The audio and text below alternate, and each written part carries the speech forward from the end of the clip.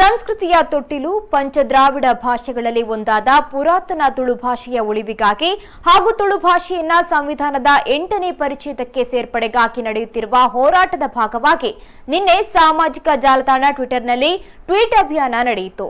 ತುಳು ಭಾಷೆಗೆ ಸರಿಯಾದ ಸ್ಥಾನಮಾನ ದೊರಕಬೇಕೆಂಬ ನಿಟ್ಟಿನಲ್ಲಿ ಚಲನಚಿತ್ರರಂಗದ ಸೆಲೆಬ್ರಿಟಿಗಳು, ರಾಜಕಾರಣಿಗಳ ಸಹಿತ ಜನಸಾಮಾನ್ಯರು ಟ್ವೀಟ್ ಅಭಿಯಾನದಲ್ಲಿ ಪಾಲ್ಗೊಂಡರು.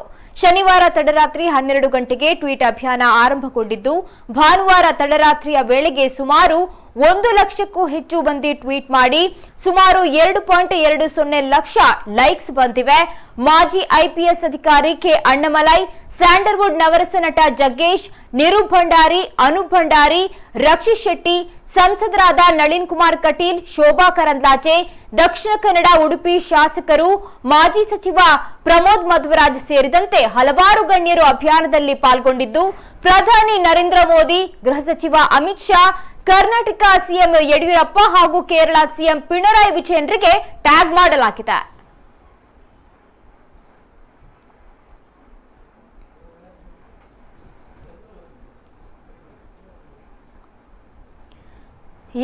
ತುಳು ಭಾಷೆಗೆ ಮತ್ತೆ ಟ್ವೀಟ್ ಅಭಿಯಾನ ಆರಂಭವಾಗಿದೆ. ಸಂಸ್ಕೃತಿಯ ತೊಟ್ಟಿಲು ಅಂತ ನಾವು ಏನ್ ಹೇಳ್ತೀವಿ, ತುಳು ಭಾಷೆಯನ್ನ ಉಳಿಸಬೇಕು, ಬೆಳೆಸಬೇಕು ಅನ್ನೋ ನಿಟ್ಟಿನಲ್ಲಿ ಇದೀಗ ಮತ್ತೊಮ್ಮೆ ಟ್ವೀಟ್ ಅಭಿಯಾನ ಆರಂಭವಾಗಿದೆ. ಅಣ್ಣಮಲೈ ಮಾಜಿ ಐಪಿಎಸ್ ಅಧಿಕಾರಿ ಅಣ್ಣಮಲೈ ಸಹಿತ ರಾಜಕಾರಣಿಗಳಾಗಬಹುದು, ಸ್ಯಾಂಡಲ್ವುಡ್ ನಟರಾಗಬಹುದು, ಜೊತೆಗೆ ಕೋಸ್ಟಲ್ವುಡ್ ನಟರು ಕೂಡ ಈ ಒಂದು ಅಭಿಯಾನದಲ್ಲಿ ಪಾಲ್ಗೊಂಡಿದ್ದಾರೆ. ಲಕ್ಷ ದಾಟಿದೆ ಈ ಒಂದು ಟ್ವೀಟ್ ಅಭಿಯಾನ. ಸರ್ಕಾರದ ಮೇಲೆ ಒತ್ತಡವನ್ನ ಹೆಚ್ಚಿಸಲಾಗಿದೆ. ಪಂಚದ್ರಾವಿಡ ಭಾಷೆಗಳಲ್ಲಿ ಒಂದಾಗಿದೆ ನಮ್ಮ ತುಳು ಭಾಷೆ. ಈ ಒಂದು ಭಾಷೆಯನ್ನ ಉಳಿಸಬೇಕು, ಜೊತೆಗೆ ತುಳು ಭಾಷೆಯನ್ನ ಸಂವಿಧಾನದ 8ನೇ ಪರಿಚ್ಛೇದಕ್ಕೆ ಸೇರ್ಪಡೆಗೊಳಿಸಬೇಕು. ಈ ಭಾಗವಾಗಿ ಪದೇ ಪದೇ ಸಾಮಾಜಿಕ ಜಾಲತಾಣದಲ್ಲಿ ಟ್ವಿಟರ್ನಲ್ಲಿ ಟ್ವೀಟ್ ಅಭಿಯಾನ ಆರಂಭವಾಗ್ತಾ ಇತ್ತು. ನಿನ್ನೆ ಕೂಡ ಈ ಒಂದು ಅಭಿಯಾನವನ್ನ ಮಾಡಲಾಗಿತ್ತು. ಸುಮಾರು 1 ಲಕ್ಷಕ್ಕೂ ಹೆಚ್ಚು ಮಂದಿ ಈ ಒಂದು ಅಭಿಯಾನದ ಜೊತೆ ಕೈ ಜೋಡಿಸಿದ್ದಾರೆ. ತುಳು ಭಾಷೆಗೆ ಸರಿಯಾದ ಸ್ಥಾನಮಾನ ದೊರಕಬೇಕೆಂಬ ನಿಟ್ಟಿನಲ್ಲಿ ಚಲನಚಿತ್ರರಂಗದ ಸೆಲೆಬ್ರಿಟಿಗಳು, ರಾಜಕಾರಣಿಗಳು ಸಹಿತ ಜನಸಾಮಾನ್ಯರು ಟ್ವೀಟ್ ಅಭಿಯಾನದಲ್ಲಿ ಪಾಲ್ಗೊಂಡ್ರು.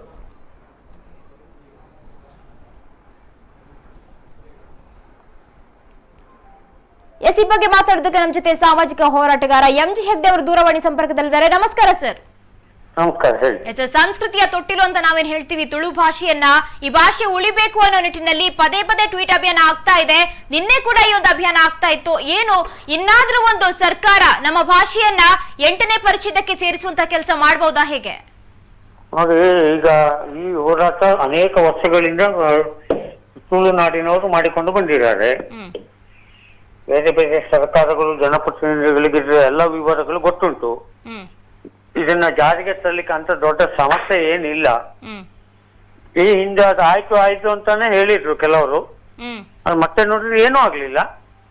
ಹಾಗಾಗಿ ಈ ಸಾರಿ ಆ ಸರ್ಕಾರ ಮಾಡ್ಲೇಬೇಕು. ಯಾಕೆಂತಂದ್ರೆ ನಮ್ಗೆ ತುಳುನಾಡಿಗೆ ಅನೇಕ ವಿಷಯಗಳಲ್ಲಿ ನಮ್ಗೆ ಅನ್ಯಾಯ ಆಗ್ತಾನೆ ಇದೆ. ಹಾಗಾಗಿ ಅಟ್ಲೀಸ್ಟ್ ಈಗ ಪ್ರಾದೇಶಿಕ ಏನು ನಮ್ಮ ಕೆಲವು ಸಮಸ್ಯೆಗಳುಂಟು, ಆ ಪ್ರಾದೇಶಿಕ ಭಾವನೆಗಳಿಗೆ ಯಾವುದೇ ಸರ್ಕಾರ ಇರಲಿ ಅದು ಸ್ವಲ್ಪ ಗೌರವವನ್ನು ಕೊಡ್ಬೇಕಾಗ್ತದೆ, ಆದ್ಯತೆಯನ್ನು ಕೊಡ್ಬೇಕಾಗ್ತದೆ. ಅದನ್ನು ಕೊಡದೇನೆ ಇದ್ರೆ ಕೇವಲ ರಾಷ್ಟ್ರೀಯ ಭಾಷೆ ಹಿಂದಿ ಅಂತ ಹೇಳಿಕೊಂಡು ಹೋಗುದಲ್ಲ ನಾವು. ಹಾಗಾಗಿ ಇವರಿಗೆ ಚಳುವಳಿ ಬಹುಶಃ ಒಳ್ಳೆದಾಗ್ತದೆ.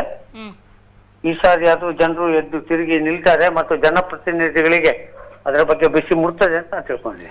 ಅಲ್ಲ ಸರ್, ಸಾಕಷ್ಟು ವಿಶೇಷತೆಯನ್ನ ತುಳು ಭಾಷೆ ಹೊಂದಿದೆ. ಸಂಸ್ಕೃತಿ ಅಂತ ನೋಡೋದಾದ್ರೆ ಹಲವಾರು ಎಷ್ಟೋ ರೀತಿಯ ಸಂಸ್ಕೃತಿಯನ್ನ ಒಡಲಲ್ಲಿ ಇಟ್ಕೊಂಡಿರುವಂತಹ ಒಂದು ಪವಿತ್ರವಾದ ಭಾಷೆ ಅಂತಾನೆ ಹೇಳ್ಬೋದು ತುಳು ಭಾಷೆಯನ್ನ. ಆದ್ರೆ ಈ ಭಾಷೆಯ ಉಳಿವಿಗಾಗಿ ಈ ಒಂದು ರೀತಿಯ ಅಭಿಯಾನ ಅಂದ್ರೆ 8ನೇ ಪರಿಚ್ಛೇದಕ್ಕೆ ಸೇರಿಸುವಂತಹ ಕೆಲಸ ಇಷ್ಟು ತಡವಾಗಿರೋದಕ್ಕೆ ಕಾರಣ ಏನಾಗಿರ್ಬೋದು? ಇಲ್ಲ, ಇದು ಹೋರಾಟ ಈಗಲ್ಲ. ಹೋರಾಟ ಚಳುವಳಿ ಬೇರೆ ಬೇರೆ ಹಂತದಲ್ಲಿ ಅದು ಜನರ ಕೂಗು ಇದ್ದೇ ಇತ್ತು ಅಲ್ವಾ? ನೆನಪಿಲ್ಲ, ವೀರಪ್ಪ ಮೊಯ್ಲಿ ಅವರ ಅಥವಾ ಡಿ ವಿ ಸದಾನಂದ ಇಬ್ಬರಲ್ಲಿ ಒಬ್ರು ಒಮ್ಮೆ ಅದು ಆಗ್ತದೆ ಅಂತ ಹೇಳುವ ಲೆವೆಲ್ಗೆ ತಕೊಂಡೋಗಿ ಅಲ್ಲಿಗೆ ಮತ್ತೆ ನಿಂತು ಹೋಗಿದೆ ಅದು. ಗೊತ್ತಾಯ್ತಾ? ಹಾಗಾಗಿ ಚಳುವಳಿ ನಡೀತಾನೆ ಇತ್ತು. ಆದ್ರೆ ಈ ಸಣ್ಣ ಪುಟ್ಟ ಚಳುವಳಿಗಳೆಲ್ಲ ನನಗೆ ಅನಿಸ್ತದೆ ತಾಗುದಿಲ್ಲ ಅಂತ ಸರ್ಕಾರಕ್ಕೆ. ಯಾವ ರೀತಿಯ ಒಂದು ಚಳುವಳಿ ಬೇಕು ಅಂತ ಹೇಳ್ತೀರಾ ತಾವು? ಏನಿಲ್ಲ, ನಾವು ಚುನಾವಣೆ ಬಂದಾಗ ಹ್ಮ್ ನಮ್ಮ ಸಮಸ್ಯೆ ಏನಂತಂದ್ರೆ ಚುನಾವಣೆ ಬಂದಾಗ ನಾವು ನಮ್ಮ ಪ್ರಾದೇಶಿಕ ನೇತ್ರಾವತಿ ಇರ್ಬೋದು, ತುಳು ಭಾಷೆ ಇರ್ಬೋದು, ಸಂಸ್ಕೃತಿ ಇರ್ಬೋದು, ಇದು ಯಾವುದನ್ನು ಮಾತಾಡುದಿಲ್ಲ. ಆಗ ನಾವು ಭಾವನಾತ್ಮಕವಾದ ಚರ್ಚೆ ಮಾಡ್ತೇವೆ. ಸರಿ. ಆ ಕಾರಣಕ್ಕೆ ಅದು ಹಿಂದೆ ಸರಿತದೆ. ಇಲ್ಲಪ್ಪ ತುಳು ವಿಷಯದಲ್ಲಿ ನೀನು ಮಾತಾಡಿದ್ರು ಮಾತ್ರ ನಿನಗೆ ಓಟ್ ಹಾಕ್ತೇವೆ ಹೇಳಿ ಜನ ಕೂತ್ಕೊಳ್ಳಿ ನೋಡು, ಯಾಕೆ ಆಗೋದಿಲ್ಲ? ಅದು ಮಾಡುದಿಲ್ಲ ನಾವು. ಹೌದಾ, ಎಲ್ರಿಗೂ ಗೊತ್ತುಂಟು ರಾಜಕಾರಣಿಗಳಿಗೆ ಚುನಾವಣೆಯಲ್ಲಿ ರಿಸೀವ್ ಆಗ್ಬೇಕು ಪ್ರಾದೇಶಿಕತೆ. ತುಳು ಭಾಷೆ ಇರ್ಬೋದು, ತುಳು ಸಂಸ್ಕೃತಿ ಇರ್ಬೋದು, ನಿಮ್ಮ ಕಂಬಳ ಇರ್ಬೋದು, ಪ್ರತಿಯೊಂದು ಕೂಡ ಚುನಾವಣೆಯಲ್ಲಿ ಇಶ್ಯೂ ಮಾಡಿಕೊಳ್ಬೇಕು ಜನರು. ಸರಿ. ಅಂತ ಪಕ್ಷಕ್ಕೆ ಅಂತ ಅಭ್ಯರ್ಥಿಗಳಿಗೆ ಮಾತ್ರ ಓಟ್ ಹಾಕ್ತೇವೆ ನಿರ್ಧಾರಕ್ಕೆ ಬರಲಿ, ಯಾಕೆ ರಿಸಲ್ಟ್ ಬರುದಿಲ್ಲ? ಇಲ್ಲಿ ಸಮಸ್ಯೆ ಆಗುದು ಏನಂದ್ರೆ ಚುನಾವಣೆ ಬಂದಾಗ ಅದು ಇಶ್ಯೂ ಅಲ್ಲ ನಮ್ಗೆ. ಭ್ರಷ್ಟಾಚಾರವೂ ಇಶ್ಯೂ ಅಲ್ಲ, ರಸ್ತೆಯೂ ಇದಲ್ಲ, ಏನು ರಾಷ್ಟ್ರೀಯ ಹೆದ್ದಾರಿಯೂ ಇಶ್ಯೂ ಆಗುದಿಲ್ಲ, ಅಭಿವೃದ್ಧಿಯೂ ಇಶ್ಯೂ ಆಗುದಿಲ್ಲ, ಕೇವಲ ಯಾವುದೋ ಒಂದು ಸೆಂಟಿಮೆಂಟ್ಗಳು ಇಶ್ಯೂ ಆಗ್ತದೆ. ಅಲ್ಲಿ ನಾವು ಜನ ಸೋಲು. ಸರಿ. ಒಟ್ಟಿನಲ್ಲಿ ಇನ್ನಷ್ಟು ಮಹತ್ತರವಾದ ಒಂದು ಹೋರಾಟ ಚಳುವಳಿ ಆದ್ರೆ ತುಳು ಭಾಷೆಗೆ ಒಂದು ತಕ್ಕ ಮಟ್ಟಿನ ಒಂದು ಸ್ಥಾನಮಾನ ಸಿಗ್ಬಹುದು ಅಂತ ಹೇಳ್ತೀರಾ ಅಲ್ವಾ? ಹೌದು ಹೌದು. ಧನ್ಯವಾದಗಳು ಎಂ ಶೆಟ್ಟಿ ಅವರೇ ನಮ್ಮ ಜೊತೆ